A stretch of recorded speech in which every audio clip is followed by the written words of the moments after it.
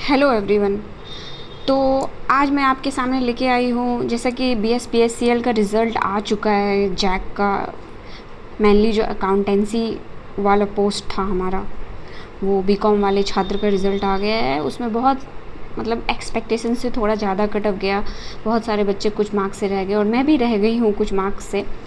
तो हमें उस बारे में ज़्यादा नहीं सोचना है। बिहार में बैक टू बैक ढेर सारी वैकेंसीज़ है और अकाउंटिंग वाले के लिए भी है, आगे EMRS का भी वैकेंसी और बिहार में जीविका की वैकेंसी है। तो आप लोग पहले से ही तैयार हो। अब थोड़ा सा अगर आप तैयारी करते हो तो इन सब पोस्ट के लिए निकल सकते हो। और मैं भी BSPSCL के लिए अकाउंटेंसी का जो सब्जेक्ट है और भी सारे सब्जेक्ट्स का तैयारी और अकाउंटेंसी का मेनली बहुत अच्छे से नोट्स बना के तैयारी की थी। तो मैं आज आई हूँ आप लोगों के सामने। मैं अपने नोट्स से आप लोगों को पढ़ाऊँगी। अगर आप लोग को पसंद आएगा तो आप लोग मुझको अगर सपोर्ट करोगे तो मैं और भी सारे सब्जेक्ट्स को लेके चलूँगी।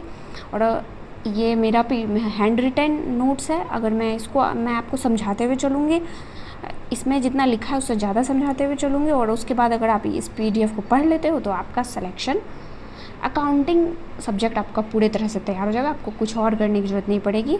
मुझको अकाउंटेंसी में 40 में 30+ मार्क्स आए थे, तो इसीलिए आप लोग को पसंद आता है तो सपोर्ट करिए। चलिए हम लोग आज अकाउंटिंग चैप्टर शुरू करते हैं।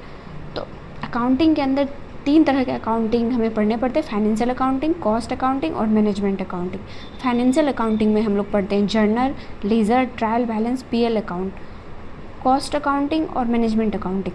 तो हम यहाँ आज एकदम जीरो बेसिक से शुरू कर रहे हैं। धीरे धीरे हम लोग हाई लेवल पे जाएंगे। मेरे पास बेसिक से हाई लेवल के सारे नोट्स हैं। मैं अभी एकदम बेसिक बताऊंगी, आप लोग सपोर्ट करोगे तो आगे और अच्छे से पढ़ाऊंगी। तो फाइनेंशियल अकाउंटिंग जो होता है वो क्वांटिटेटिव नेचर का होता है, कॉस्ट अकाउंटिंग भी क्वांटिटेटिव नेचर का होता है और मैनेजमेंट अकाउंटिंग क्वांटिटेटिव और क्वालिटेटिव दोनों ही नेचर का होता है। अब बहुत बार हमें एग्ज़ाम में यही क्वेश्चन पूछ देता है कि इसमें से कौन सा क्वांटिटेटिव होता है, क्वालिटेटिव होता है। अगर आप थोड़ा भी ध्यान में नहीं रखोगे तो आपसे गलतियाँ हो सकती है। तो यही सब क्वेश्चन कुछ है छोटे छोटे, जो जिसको ज़्यादा ध्यान में रखने को। तो बड़े क्वेश्चन तो पढ़ने ही हैं, छोटे छोटी चीज़ों को भी ध्यान में रखना है, छोटी गलतियाँ नहीं करनी है। क्योंकि इस बार के एग्ज़ाम में मैं अकाउंटेंसी में तो बहुत अच्छा स्कोर कर ली, कुछ एकदम माइनर मिस्टेक करके आ गई। तो अगर आप वो माइनर मिस्टेक से बच जाते हो तो अच्छे की तैयारी तो सब करते हैं और छोटे चीज़ों को भूल जाते हैं, छोड़ देते हैं, जिसकी वजह से सिलेक्शन से रह जाते हैं। तो मैं आपको बताऊंगी मेन चीज़ जो मैंने रेड पेन से लिखा हुआ है वो मैं आपको उसी तरह से बताऊंगी। तो क्वांटिटेटिव का मतलब क्या होता है? क्वांटिटी मतलब मैथमेटिकल डाटा। तो मेनली फाइनेंशियल अकाउंटिंग और कॉस्ट अकाउंटिंग में हम लोग क्वांटिटी से रिलेटेड ही पढ़ते हैं।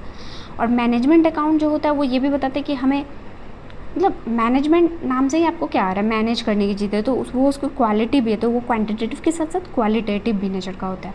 अब ये फाइनेंशियल अकाउंटिंग जो होता है वो हिस्टोरिकल डाटा पे बेस्ड होता है, क्योंकि होता ही हम लोग जब PL अकाउंट बनाते हैं, ट्रायल बैलेंस, तो उसमें हिस्टोरिकल डाटा की भी ज़रूरत पड़ती है। तो इसलिए वो हिस्टोरिकल डाटा पे सिर्फ बेस्ड होता है। कॉस्ट अकाउंटिंग जो होता है उसको पास्ट का भी और प्रेजेंट का भी, हिस्टोरिकल और प्रेजेंट दोनों ही डाटा की ज़रूरत होती है। और मैनेजमेंट अकाउंटिंग फ्यूचर के डाटा पे रिलेटेड होता है। वैसे भी मैनेजमेंट टर्म क्या बताता है, मैनेज करना है, तो इस तरह का आप याद रख सकते हो। अब ये फाइनेंशियल अकाउंटिंग जो हमारा आता है, फाइनेंशियल अकाउंटिंग, तो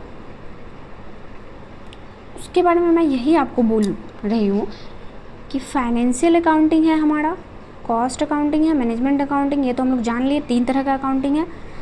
फाइनेंशियल अकाउंट जो होता है गैप के प्रिंसिपल को फॉलो करता है। गैप क्या होता है? Generally accepted accounting principle. सबको पता होगा, जो भी अकाउंटेंसी पढ़ते हैं ऑलमोस्ट सबको पता होता है कि गैप का क्या फुल फॉर्म होता है। तो ये फाइनेंशियल अकाउंटिंग पूरे तरह से गैप के रूल को फॉलो करता है। कॉस्ट अकाउंटिंग जो होता है वो फॉलो नहीं करता है इन रूल्स को, ठीक है।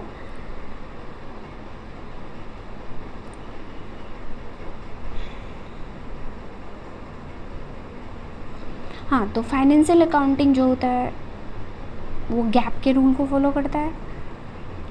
कॉस्ट अकाउंटिंग गैप के रूल को फॉलो नहीं करता है। और मैनेजमेंट अकाउंटिंग कोई भी रूल फॉलो नहीं करता है। सॉरी, कॉस्ट अकाउंटिंग कुछ रूल्स को फॉलो करता है, पर पूरी तरह से अगर फॉलो करने का हम बात बोले तो फाइनेंशियल अकाउंटिंग होता है जो पूरी तरह से गैप के रूल को फॉलो करता है।